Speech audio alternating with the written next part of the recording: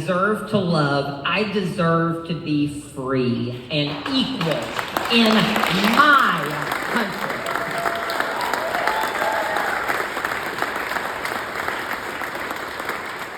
And tonight I stand here not as an isolated person, but as someone who is proud to be part of a movement that will continue to fight.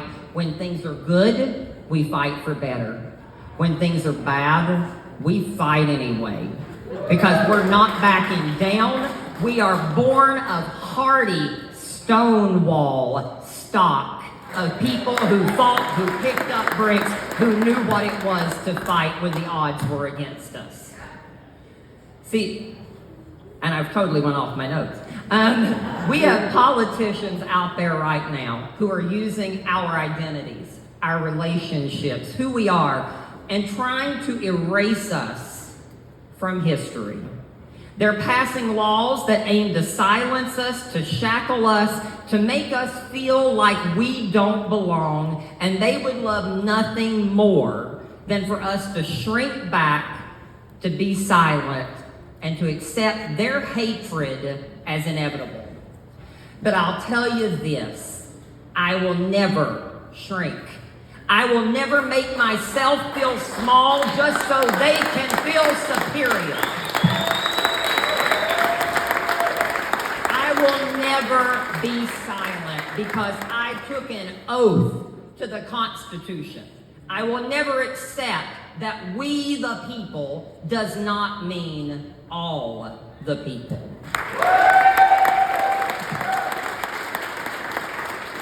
And I refuse to accept that liberty and justice for all doesn't include queer people. You know, I think back to when Senator Antonio was up here speaking, and I remember watching during the lame duck session when they slipped in that bathroom bill on us. And I remember Senator Antonio talking about the Pledge of Allegiance. And she was talking about that line of liberty and justice for all and what it meant for queer kids and especially for trans kids to say that pledge but not experience liberty and justice for all in their day-to-day lives. And so I want to thank those people in our elected office, in our state house, who have continued to stand up for us no matter what, even when it may not have been politically to their advantage in Ohio.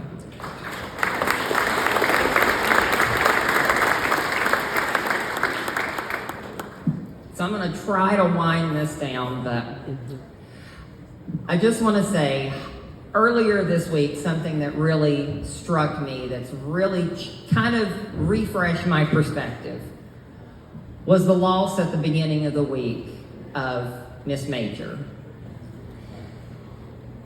One of the few remaining trans veterans of Stonewall who fought for us, and the joy that she brought even in the most, frankly, unenjoyable times, from Stonewall to her time in Attica, continuing to fight and learn. We are going through difficult times right now. But we also have one amazing opportunity. In 1969, our elders had an opportunity to create a legacy. And they stood up and they did it. We've been riding on their legacy for the past 50 years. And now we're at the point to where that legacy continues only one way.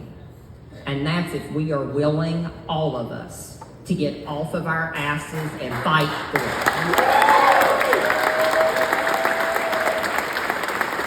Well, I don't know about all of you, but I refuse to let the legacy of Marsha P. Johnson, the legacy of Sylvia Rivera, the legacy of Miss Majors, to go down without a fight.